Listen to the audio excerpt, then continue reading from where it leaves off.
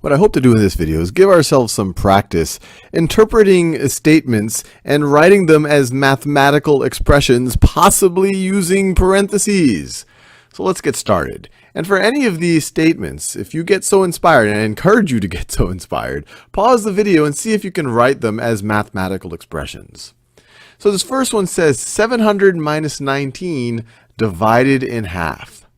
So we could say, another way to think about divided in half is divided by 2.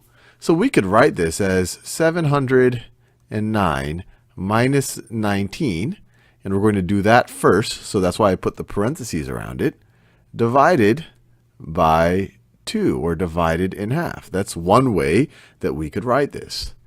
Now the next one, and once again, pause it if you get inspired, and I encourage you to. 3 times the sum of 56 and 7. So it's going to be 3 times the sum of 56 and 7. So the sum of 56 and 7, we want to take that first. So it's going to be 56 plus 7. That's the sum of 56 and 7. And then we want to do 3 times that.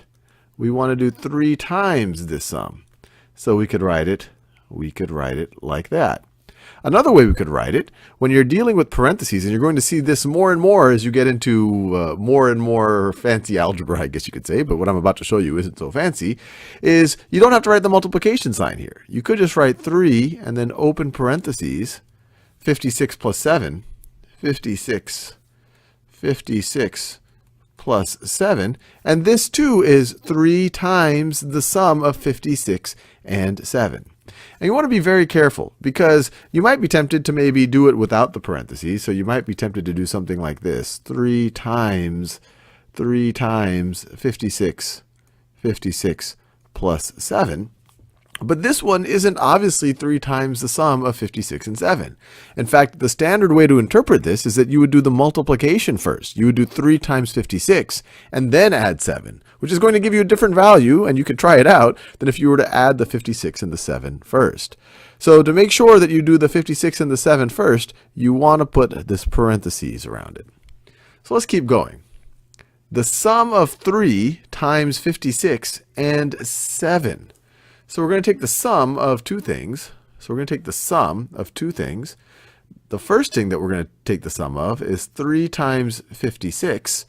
So 3 times 56 and 7. And let me do that in a different color. And 7. And 7.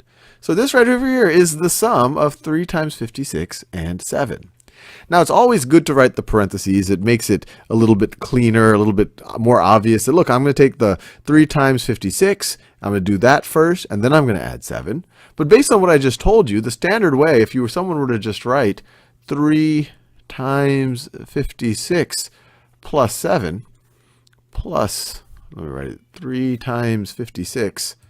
If someone were to just write this, 3 times 56 plus 7, this actually can still be interpreted as the sum of 3 times 56 and 7. Because as I just said, the standard, the convention, so to speak, is to do your multiplication first. Order of operations, which you may or may not, but if you're not familiar, you will be familiar with it soon, is to do the multiplication first and then add the 7, or then do the addition. But just to make it clear, it doesn't hurt to put the parentheses there. 3 times 56 plus 7. Now we have 43 minus the sum of 16 and 11. So 43 minus, so we're going to have 43 minus the sum of 16 and 11. So minus the sum of 16 and 11. So from 43, we're going to take the sum of 16 and 11. And so once again, the parentheses make it clear that we're going to take the sum of 16 and 11, and we're going to take that from 43. Parentheses are very, very, very important here, because if we just did 43 minus 16 plus 11, the standard way of interpreting this would be 43 minus 16 and then adding 11, which would give you a different value than 43 minus the sum of 16 and 11. So once again, the parentheses are very, very, very important here to emphasize, or to make it clear that you're going to add the 16 and 11 first, and then subtract that sum from 43.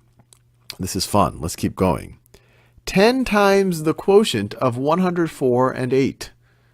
So we're going to do 10 times something. 10 times the quotient of 104 and 8. And so the quotient of 104 and 8, we can write like this. 104 divided by 8. Or based on what we told you a little earlier, you could write this as 10 times the quotient of 104 and 8, or 104 divided by 8. Now let's just do this last one. 4 times as large. So 4 times as large as the expression 175 minus 58. So I'm going to do 4 times as large as something. So I'm going to multiply something times 4.